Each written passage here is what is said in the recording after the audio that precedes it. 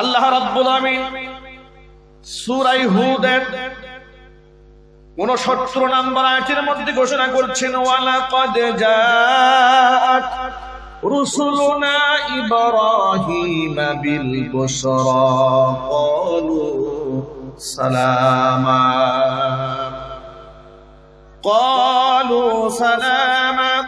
قال سلام فما لبث أن جاء بعجل حنيذ الله أكبر।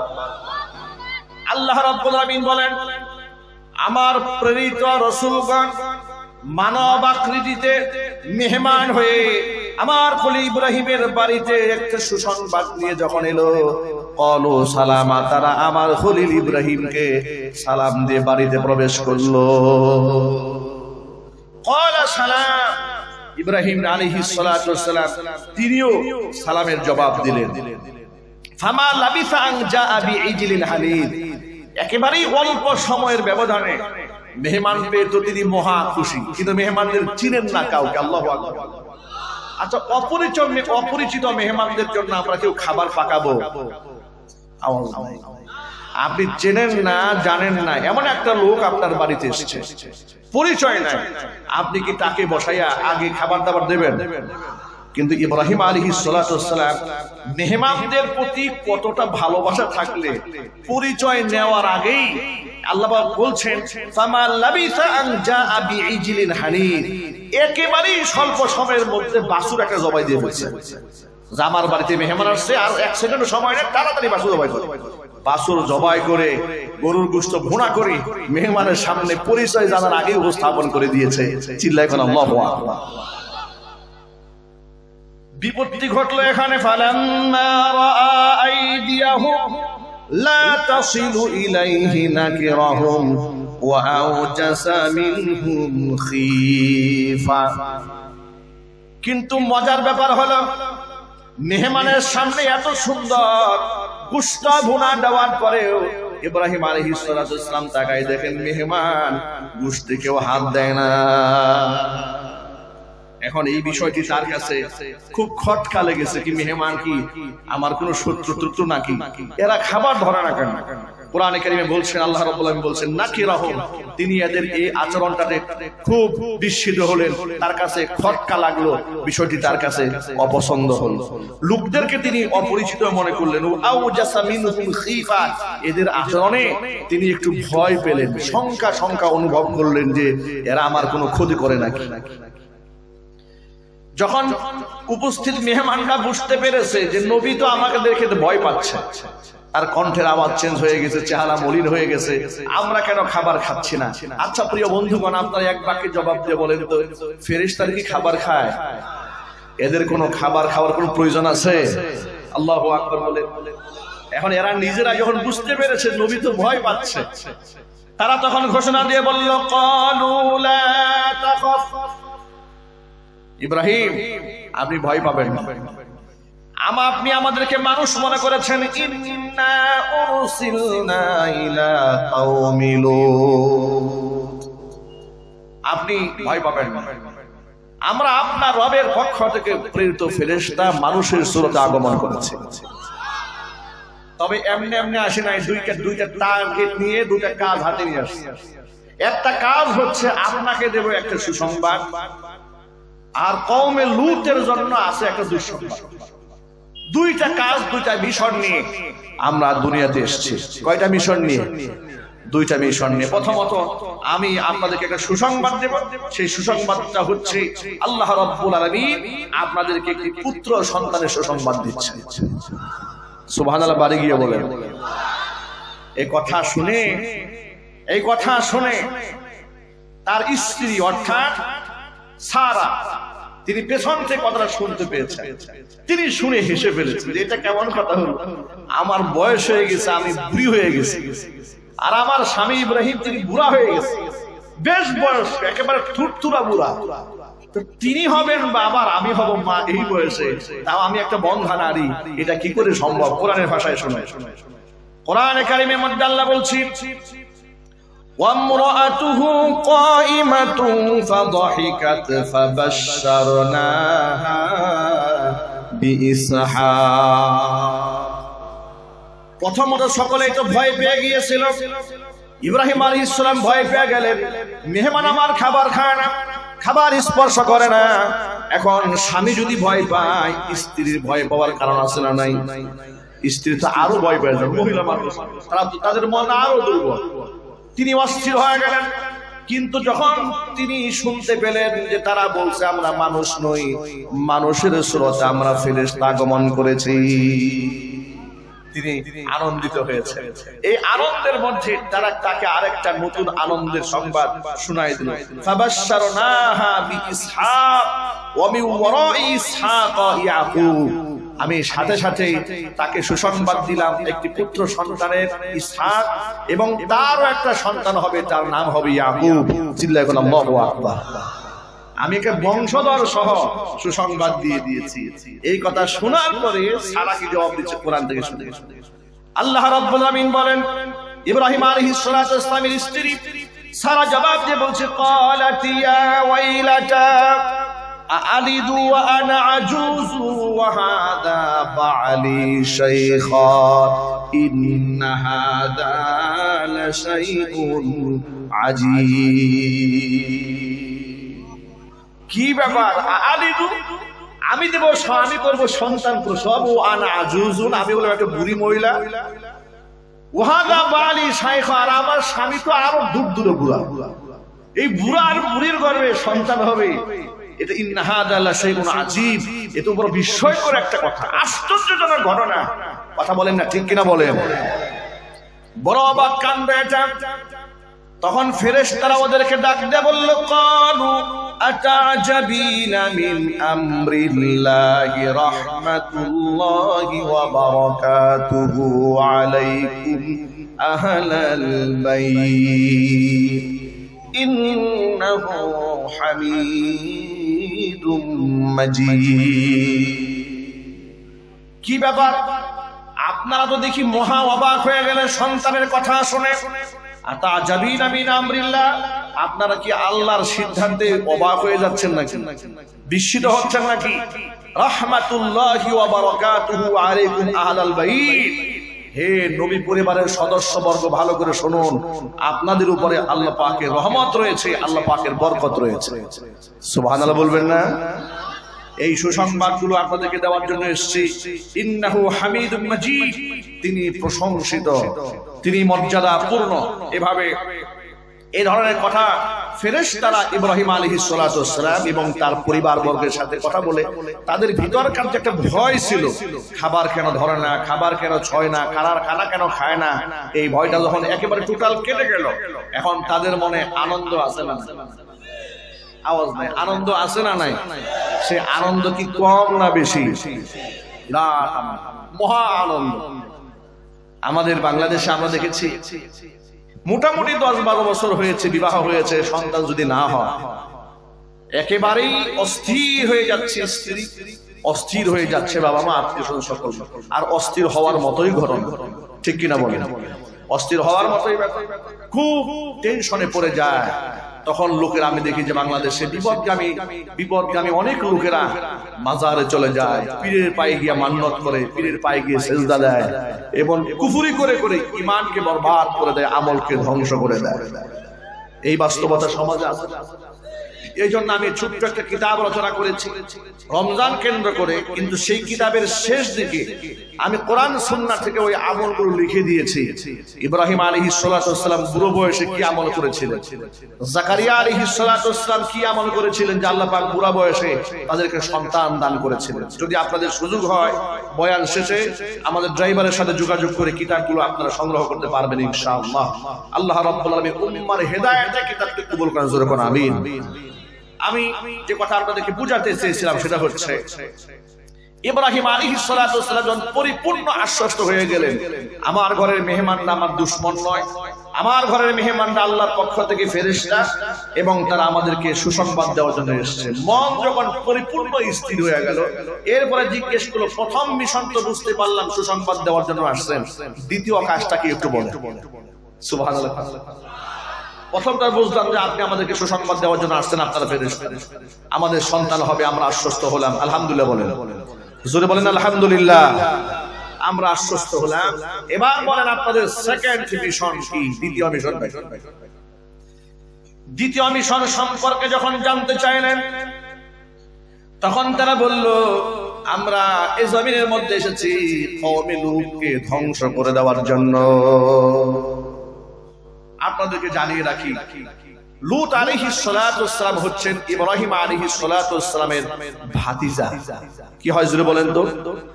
আপন ভাতিজা লূত আলাইহিস সালাতু ওয়াস সালাম।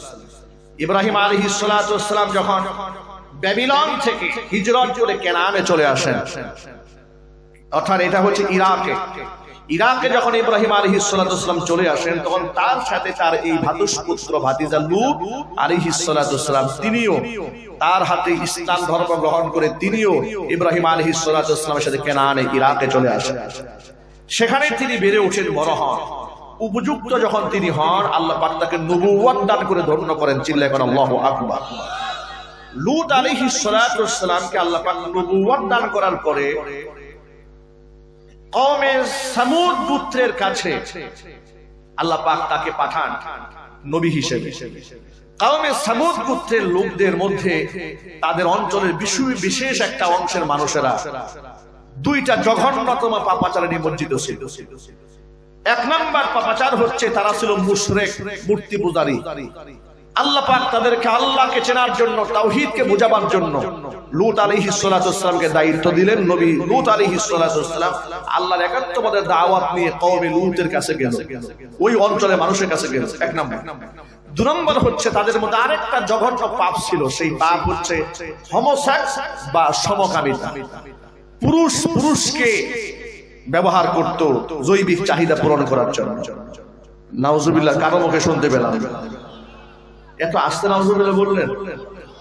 এই জঘন্য দুটা পাপাচার থেকে জাতিকে সতর্ক করার জন্য লূত আলাইহিস সালাতু ওয়াস সালামকে আল্লাহ পাক সামুদ গোত্রের মানুষের কাছে পাঠালেন, এদেরকে হেদায়েতের কথা শোনাবার জন্য।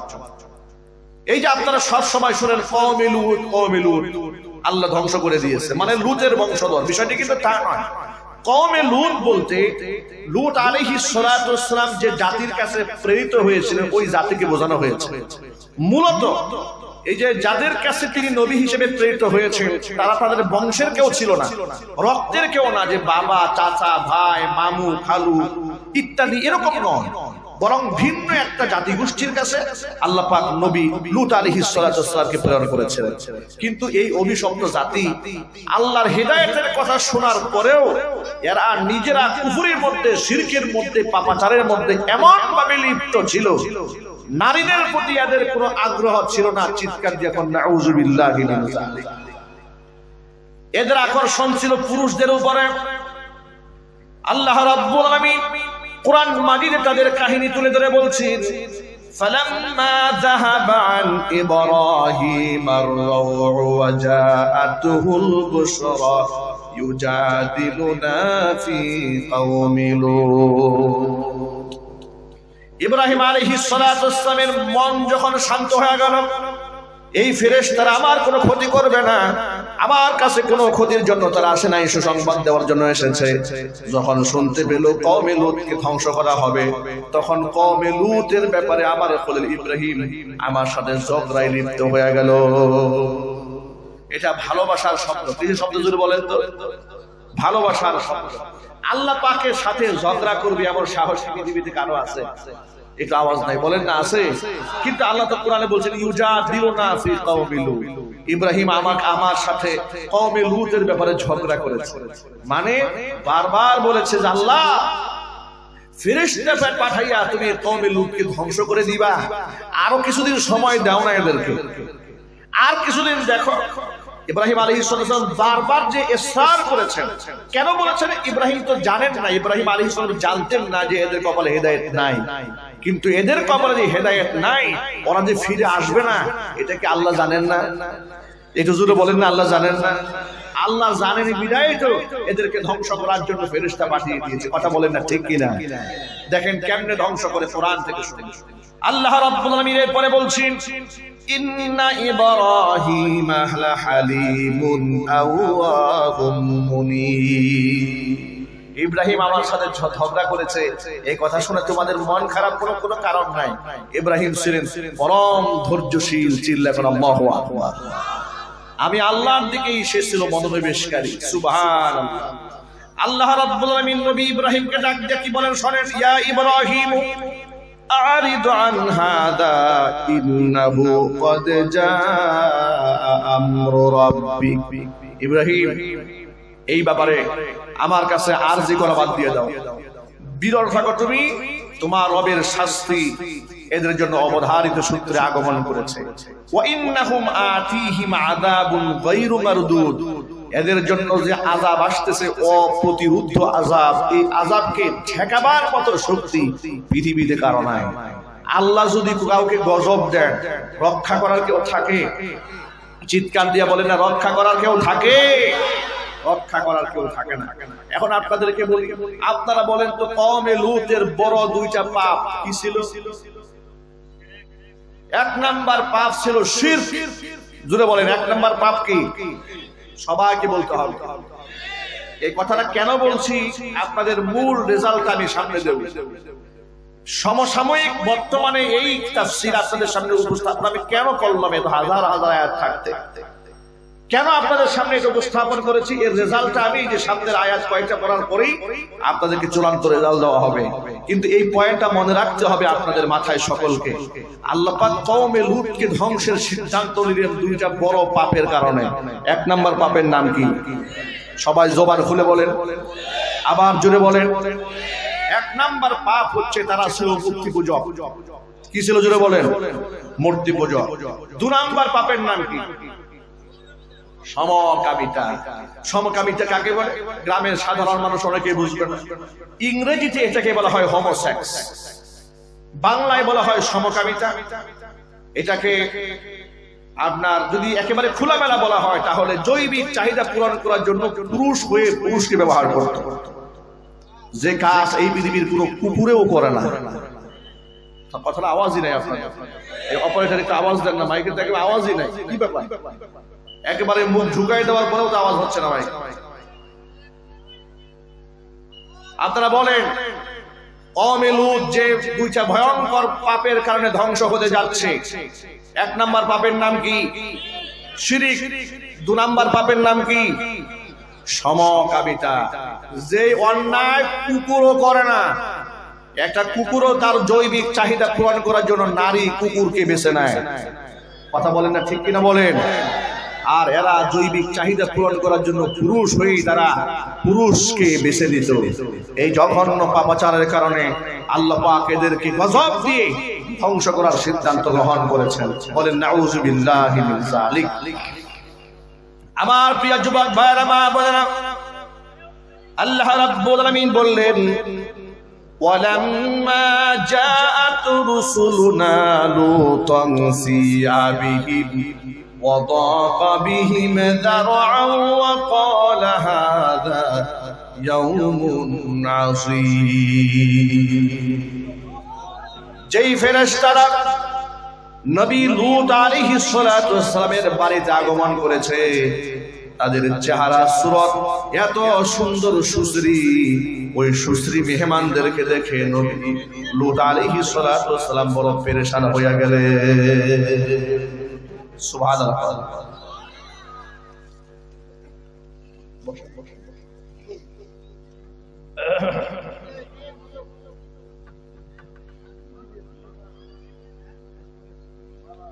সভাপতি সাহেব বসেন, বসেন, আমি দিচ্ছি বসেন। প্রধানমন্ত্রী আসছেন না, এমপি সাহেব আসছেন, মাশাআল্লাহ, এক ইয়াং মানুষ, মাশাআল্লাহ, উপজেলা চেয়ারম্যান সাহেব।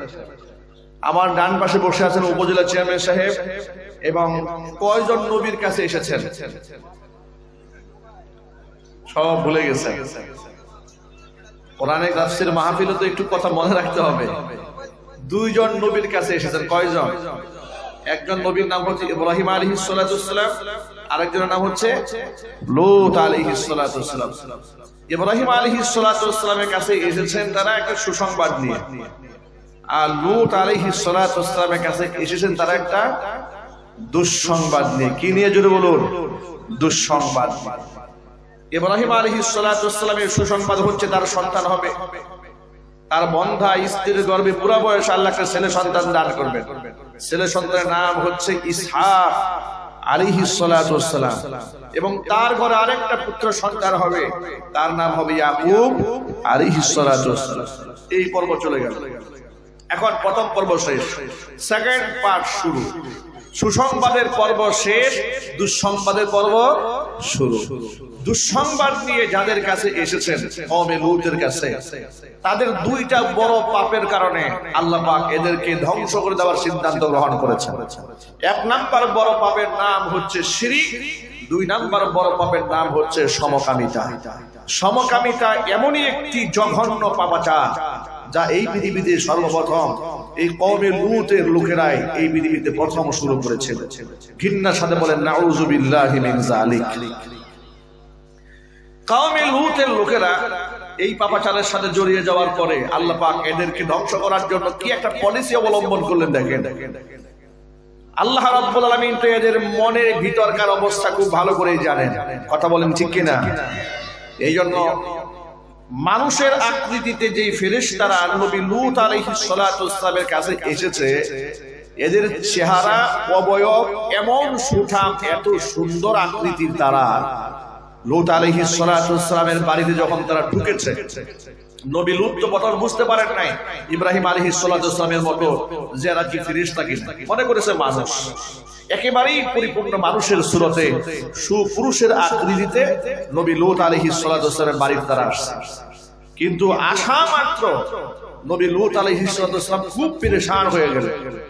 এই কথা চিন্তা করে যে সমাজের মধ্যে স্বাভাবিক পুরুষের প্রতি এই জাতের লোকদের যে আকর্ষণ, আর এত সুন্দর সুদর্শন চেহারার মেহমান আসছে আমার বাড়িতে, এই সংবাদ যদি কোনোভাবে আমার কওমের লোকের কানে যায়, তাহলে কওমের লোকেরা সবগুলো আমার বাড়িতে আনা দেবে। এই টেনশনে তার মাথা নষ্ট হয়ে গেছে। এই কথাগুলো আমার বানানোর কথা নয়, কোরআনে কারীম থেকে আপনাদেরকে শোনাচ্ছি।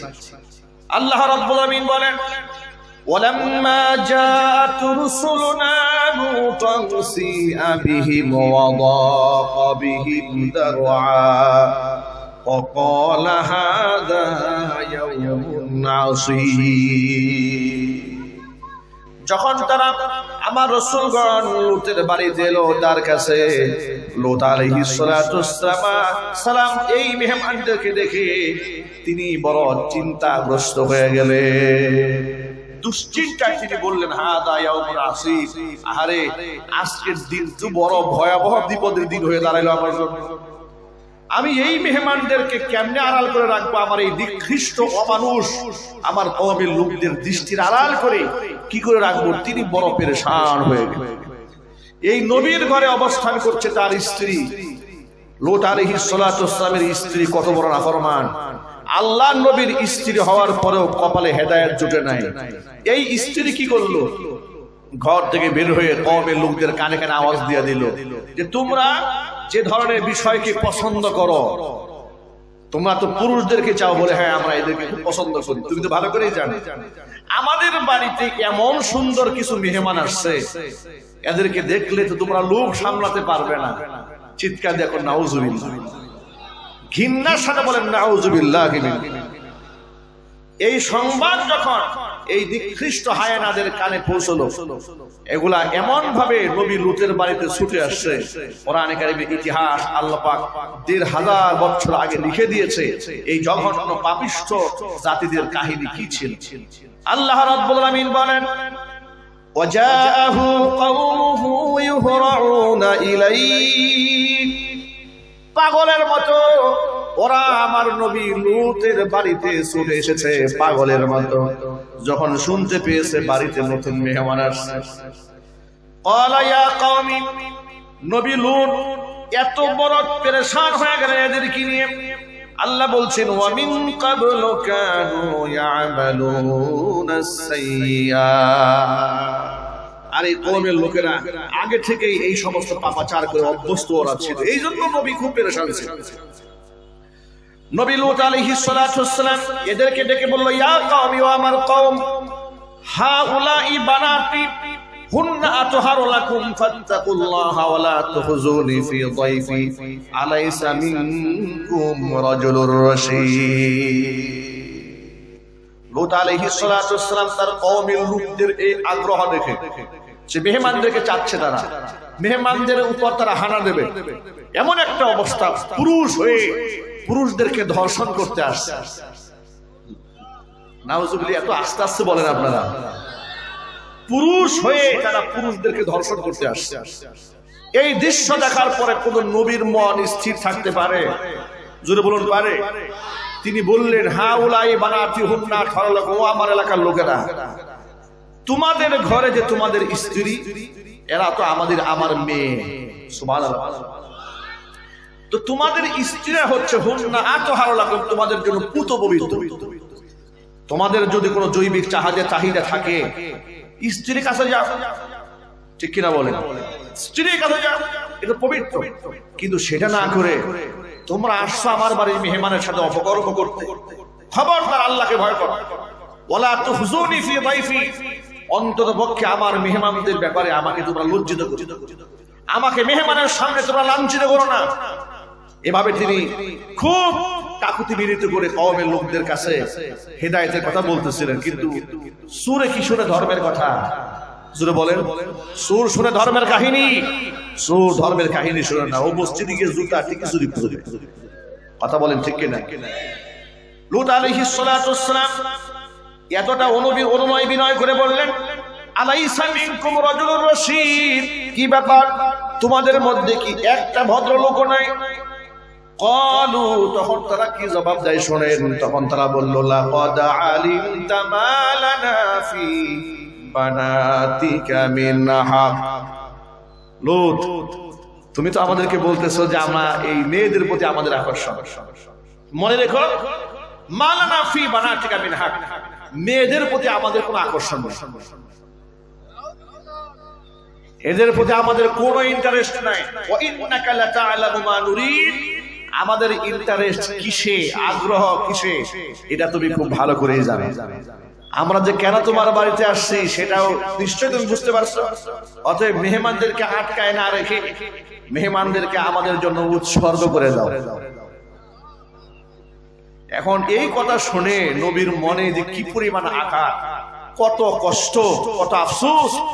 তখন লূত আলাইহিস সালাম তখনও জানেন না এরা মানুষ না ফেরেশতা, তিনি জানেন না, কারণ ফেরেশতা এসে পরিচয় দেয় নাই।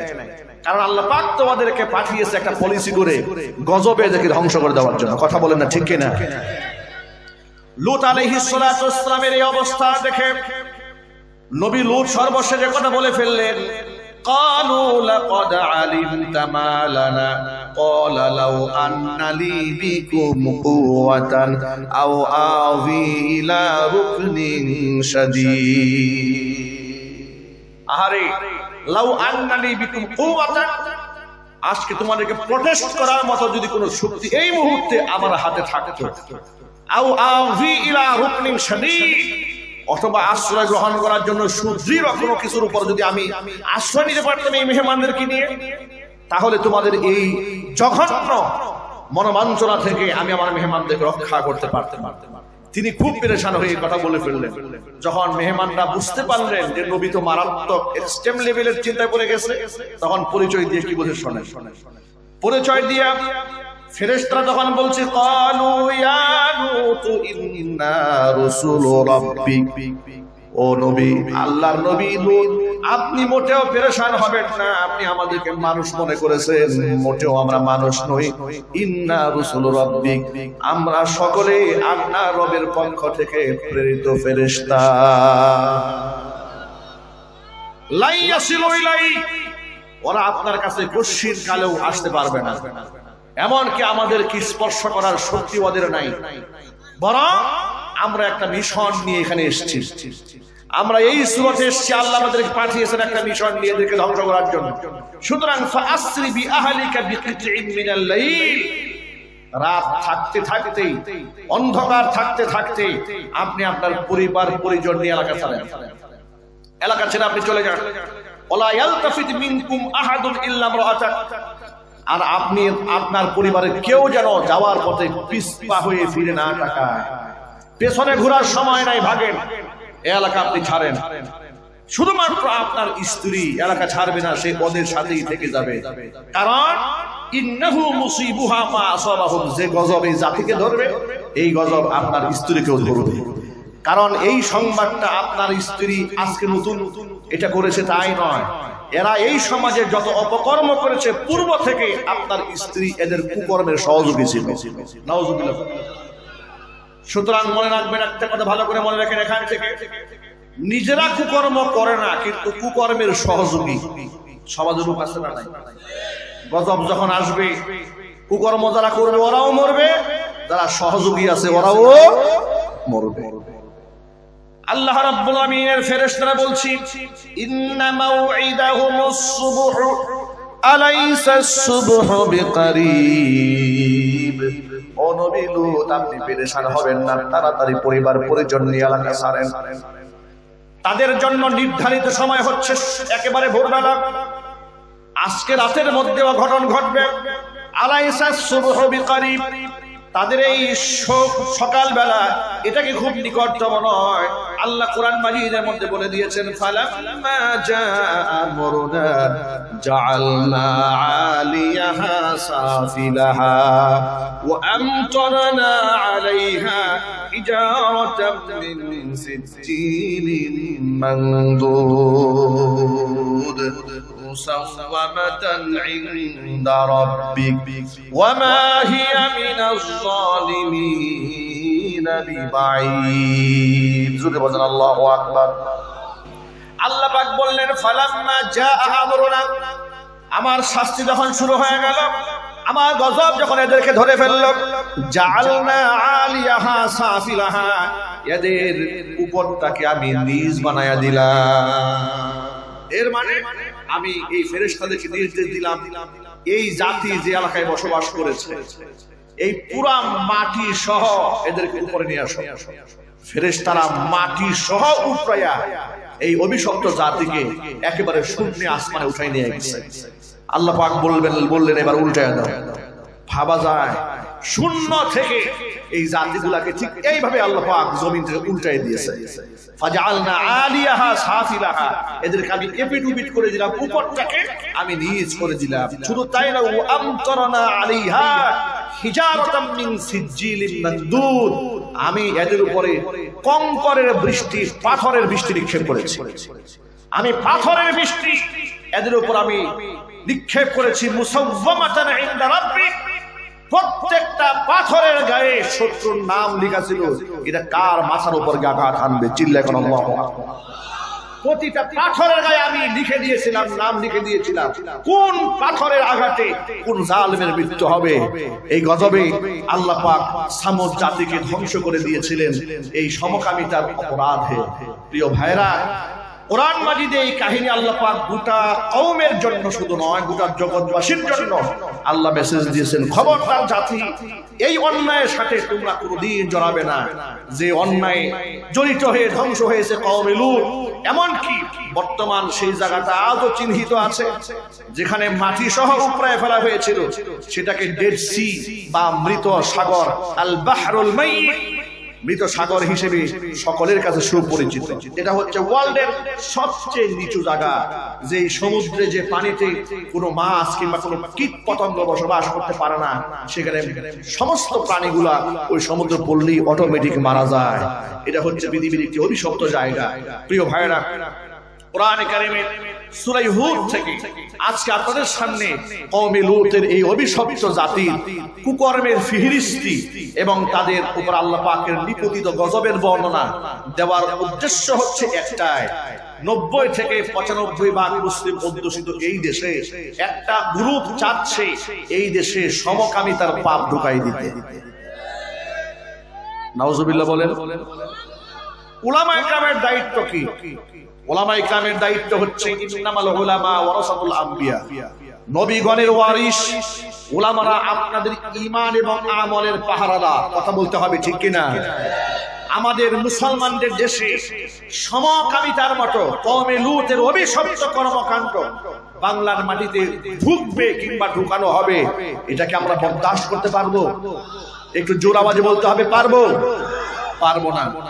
আজকে বাংলাদেশের বিভিন্ন প্রতিষ্ঠান, বিভিন্ন এনজিও সংস্থা এলজিবিটি অর্থাৎ এই গোটা ওয়ার্ল্ডের মধ্যে যে সংগঠন রয়েছে সমকামিতাকে প্রমোট যারা করছে, সমকামিতার প্রচার করছে, প্রসার করে বেড়াচ্ছে, এটাকে একেবারে শিক্ষা সিলেবাসের মধ্যে ঢুকাই দিয়া সমকামিতাকে একেবারে স্বাভাবিক একটা রূপ দেওয়ার জন্য, প্রলেপ দেওয়ার জন্য বাংলাদেশে ইতিমধ্যে চক্রান্ত চলছে।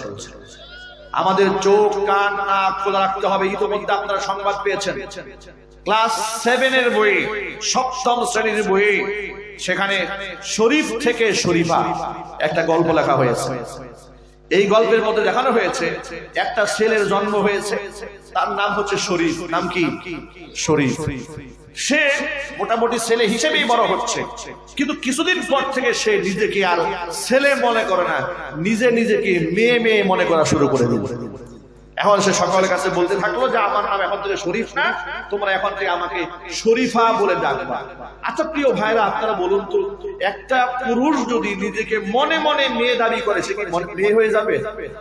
একটু চিৎকার দিয়ে বলে, সে কি মেয়ে হয়ে যাবে?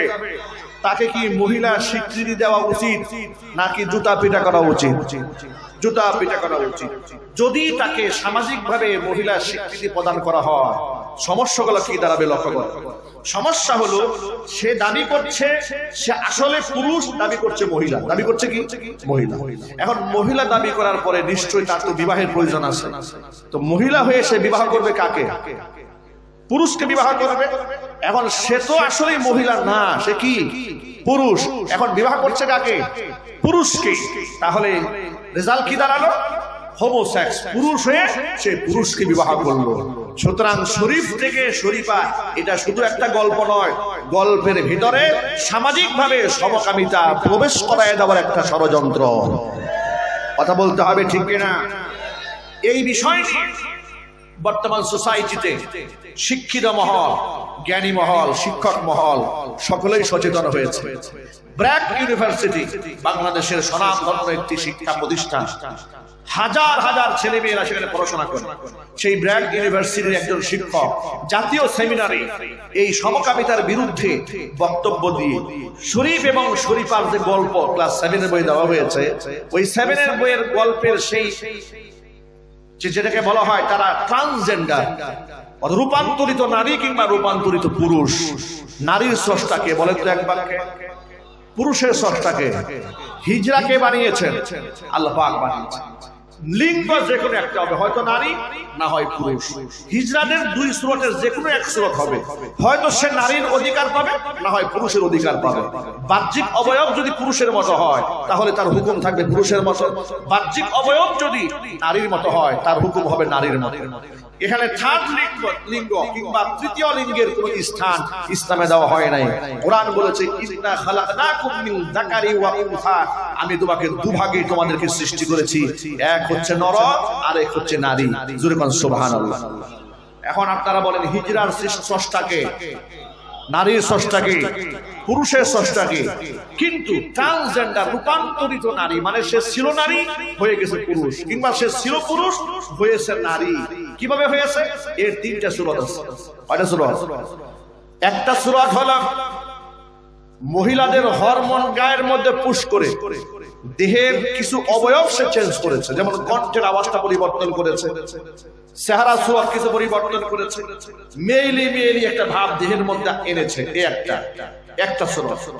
আরেকটা সূরত হচ্ছে যে অপারেশন করার মাধ্যমে, সিজারিয়ানের মাধ্যমে লিঙ্গ পরিবর্তন করেছে।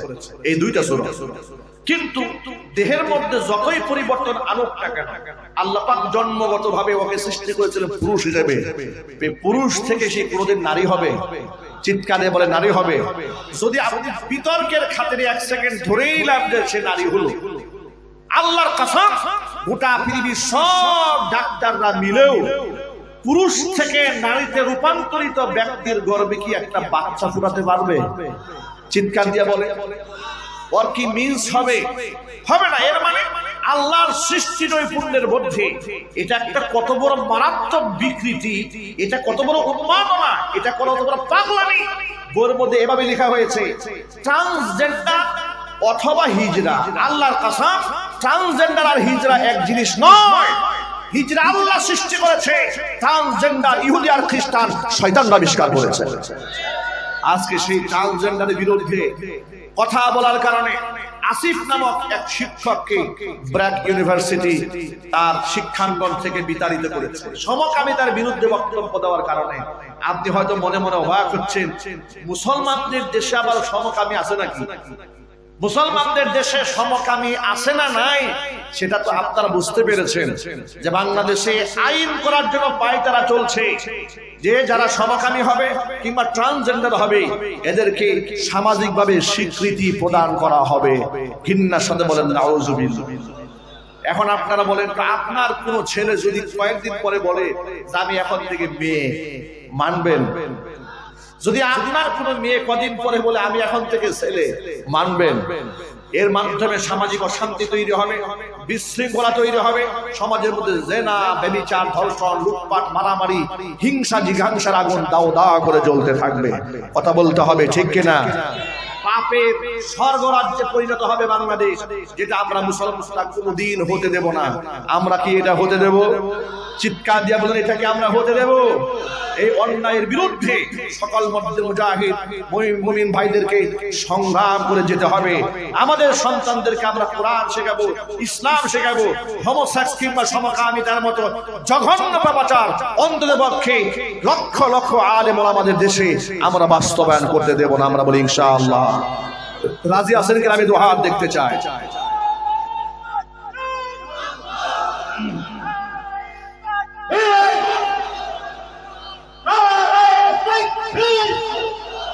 সম্মানিত উপস্থিতি, আমি আপনাদেরকে বলতে চাই, আমাদের পাঠ্যপুস্তকটিকে যতদিন পর্যন্ত এই বিশ্বাস হবে ততদিন আমরা আমাদের সন্তানদেরকে স্কুলে পাঠাবো না কিভাবে? তাহলে বুঝতে পারবো আজকে আমরা মাদানী সাহেবের বয়স থেকে আমরা শিক্ষা গ্রহণ করছি। আর যদি আমরা আমাদের সন্তানদেরকে আগামীকালে বা স্কুল খোলার পরে যদি আমরা স্কুলে পাঠাই তাহলে বুঝবো আমরা এই কর্মসূচিকে সমর্থন করেছি। আমরা কখনোই আমাদের সন্তানদেরকে এ ধরনের স্কুলে পাঠাবো না ততদিন পর্যন্ত এই বই থেকে এই পৃষ্ঠাকে ছিঁড়ে ফেলা না হবে।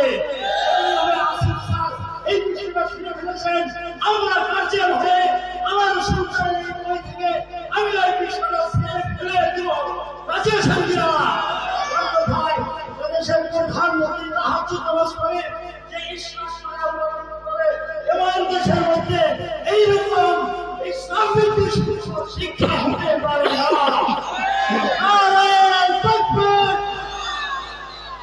বন্ধুগণ,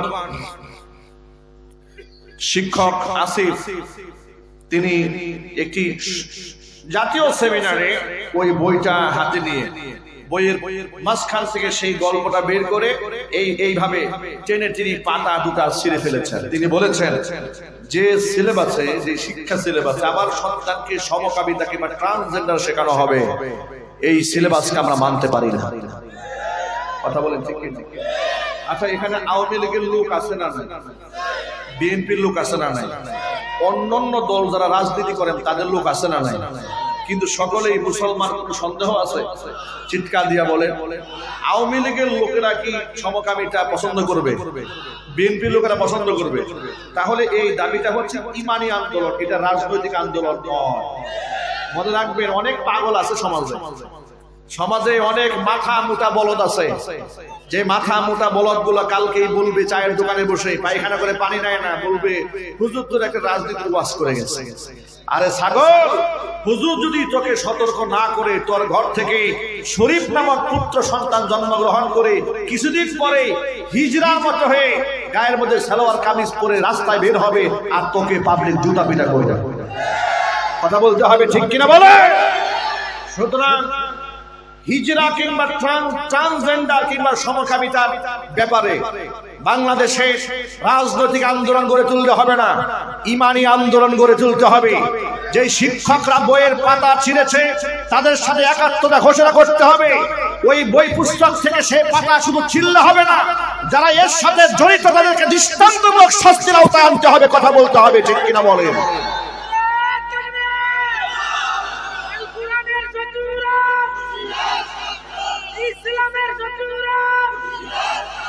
নাস্তিকদের দুই গালে নারায়ে তাকবীর। সুতরাং আমরা আসছে কোরআন কারীমের তাফসীর থেকে এই সবক শিখেছি, সমকামিতা একটি জঘন্য পাপাচার। এই পাপাচার যে সমাজে হবে ওই সমাজের উপর আল্লাহ পাকের লানত, আল্লাহ পাকের গজব নিবিত হবে। কথা বলুন ঠিক কি না? আমরা আল্লাহ পাকের গজবে নিপীড়িত হতে চাই না। আমরা আমাদের সন্তানদেরকে 30 পারা কোরআনের হাফেজ বানাতে চাই, আলেমে দ্বীন বানাতে চাই, দাঈ ইলাল্লাহ বানাতে চাই। আমাদের সন্তানরা হবে আমাদের চোখের পুতুলি, আমার আগামীর ভবিষ্যৎ আমাদের সন্তানদের হাতে হবে। আমরা বলি ইনশাআল্লাহ। আমাদের সন্তানরা মাদক, জুয়া, ইয়াবা, সুদ, ঘুষ, জিনা, ব্যভিচার, দুর্নীতি, হত্যা, ধর্ষণ, খুন খারাপি, ত্রাসের সাথে তাদের কোনো সংশ্লিষ্টতা থাকবে না। তাদের সম্পর্ক থাকবে আল্লাহ পাকের কোরআনের সাথে। যদি বলুন ঠিক কি না? আমাদের সন্তানরা শিরিক মুক্ত ঈমান আনবে, বিদআত মুক্ত আমল করবে। এমনকি আমাদের সন্তানরা নারীর ধর্ষক হবে না, নারীর সতীত্বের পাহারাদার হবে। বলেন না ইনশাআল্লাহ। সুতরাং আমরা শিরিক মুক্ত ঈমান আনতে চাই না, বিদআত মুক্ত আমল করতে চাই না।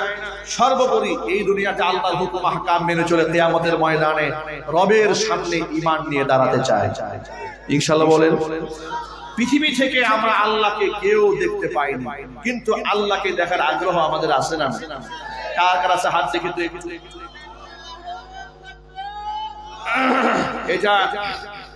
এটা তখনই সম্ভব হবে যখন আমরা ঈমানের সাথে দুনিয়াতে বিদায় হতে পারব। ঈমানের পথে অবিচল থেকে আমার মরণ যেন হয়।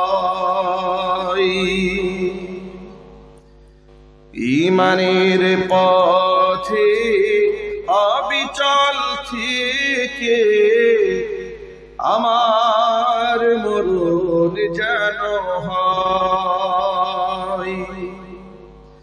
তোমারই কাছে মিনতি আমার, মহামহিম দয়াময়। ঈমানের পথে অবিচল থেকে আমার মরণ যেন হয়। ঈমানের পথে অবিচল থেকে আমার মরণ যেন হয়। সকলেই বলেন আমিন। রবের সাক্ষাৎ পাওয়া যাবে ঈমানের উপর অবিচল থেকে। দুনিয়া থেকে যদি আমরা বিদায় হতে পারি তাহলেই সম্ভব হবে। কোরআন কারীমে আল্লাহ পাক দুটা শর্ত আরোপ করেছেন রবের সাথে দেখা করা। সুবহানাল্লাহ। কোরআন মাজিদ আল্লাহ পাক বলেন, ফামান কানা ইয়ারজু লিকাআ রাব্বিহি ফালইআমাল আমালান সালিহান ওয়ালা ইউশরিক বিইবাদাতি রাব্বিহি আহাদা। কোন ব্যক্তি যদি পরকালে তার রবের সাক্ষাৎ কামনা করে, ফালইআমাল আমালান সালিহা, সে যেন ভালো কাজ করে, ওয়ালা ইউশরিক বিইবাদাতি রাব্বিহি আহাদা, সে যেন তার রবের ইবাদতের সাথে কাউকে শরীক স্থাপন না করে। এক বাক্যে বলেন, রবের ইবাদতের সাথে কাউকে শরীক করা যাবে? জোরে বলেন। আমাদেরকে ধনী বানাবার মালিক কে? আরো জোরে। ফসলে বরকত দেওয়ার মালিক কে? সন্তান দেওয়ার মালিক কে? রিজিকে বরকত দেওয়ার মালিক কে? এই জন্য সুস্থতার নিয়ামত দেওয়ার মালিক কে? কয়েকদিন আগে এক বড় লোককে বলতে শুনলাম, সে বলল, বাবার কাছে যাওয়ার আগ পর্যন্ত কোনো সম্পদ আমার ছিল না, কিন্তু বাবার কাছে যাওয়ার পরে আমার সম্পদে বরকত হয়ে গেছে। নাউজুবিল্লাহ। এই জন্য অসংখ্য লোকেরা বাবার পায়ে সিজদা দেয়, হারাম হারাম এবং কবিরা কবিরা। আপনাদের জন্য সুসংবাদ, মোনাজাত শেষ হওয়ার পরে স্টেজে বই আছে, স্টেজে বইগুলো আছে। আপনারা ইনশাআল্লাহ বাড়ি যাওয়ার সময় বইগুলো সংগ্রহ করতে পারবেন স্টেজ থেকে। এখন বইয়ের পেছনে আমার হোয়াটসঅ্যাপ মোবাইল নাম্বারটা দেওয়া আছে, সরাসরি আমার সাথে সারা এই মাসটা নিয়ে কন্ট্যাক্ট করতে পারবেন ইনশাআল্লাহ। আপনাদেরকে আরেকটা মজার ব্যাপার বলি, যখন আপনি ঋণগ্রস্ত হন তখন পেরেশান হইয়া বাবার দরবারে মান্যতের কোনো প্রয়োজন নেই।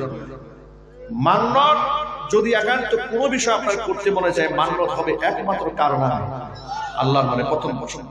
দ্বিতীয় হচ্ছে আপনি ঋণগ্রস্ত হলে অনেক আমল আছে, দোয়া আছে, যে দোয়া করলে আল্লাহ ঋণের বোঝা হালকা বানায় দেয়। আপনার ছেলে হয় না, এমন অনেক আমল আছে যে আমল করলে আল্লাহ পুত্র সন্তান দান করে। এমন অনেক আমল আছে যে আমল করলে আল্লাহ কন্যা সন্তান দান করে। এমন অনেক আমল আছে স্বামী স্ত্রীর মহব্বত নাই, যে আমল করলে স্বামী স্ত্রীর মধ্যে আল্লাহ ভরপুর মহব্বত ঢেলে দেয়। জোরে করে আল্লাহু আকবার। এই সব আমলগুলা এই বইয়ের একেবারে শেষ দিকে আমি কোরআন হাদিস এবং ফিকহের কিতাবের রেফারেন্স আমি লিখে দিয়েছি। এমনকি সামনে রমজান আসতেছে, এই রমজানকে কেন্দ্র করে আমার মা বোনেরা অনেক মাসআলার সম্মুখীন হন, যেহেতু পবিত্রতার কিছু মাসালা আছে মা বোন, ঠিক কিনা বলেন? এই মাসালাগুলো অনেকে শরমে লজ্জায় অনেকে জিজ্ঞেস করতে চায় না, কিন্তু মাসালাগুলো অত্যন্ত জরুরি। এই মাসালাগুলো ডিটেইলস এর মধ্যে পাবেন ইনশাআল্লাহ। নিজেরা পড়ার জন্য কিংবা মা বোনদেরকে উপহার দেওয়ার জন্য কিতাবগুলো আপনারা অবশ্যই সংগ্রহ করবেন। উদ্দেশ্য কি? যে সব দায়িত্ব আলেমের কাঁধের উপর না চাপাই দিয়ে কিছু কিছু লেখাপড়া নিজেরও করার দরকার আছে। কথা বলেন ঠিক কিনা? ইলম হাসিল করার দরকার আছে না নাই? আল্লাহ পাক যেন কোরআনের নূর দিয়ে, ইসলামের নূর দিয়ে আমাদের অন্তরকে ভরপুর করে দেন। আমিন। মাত্র 100 টাকা করে কপি হাদিয়া, কোনো ধাক্কা ধাক্কি ঠেলাঠেলি করার কোনো দরকার নাই। পর্যাপ্ত বই আছে গাড়িতে। আমার মা বোনেরা কথা শুনতে পাচ্ছেন, মায়েরা বোনেরা, ড্রাইভার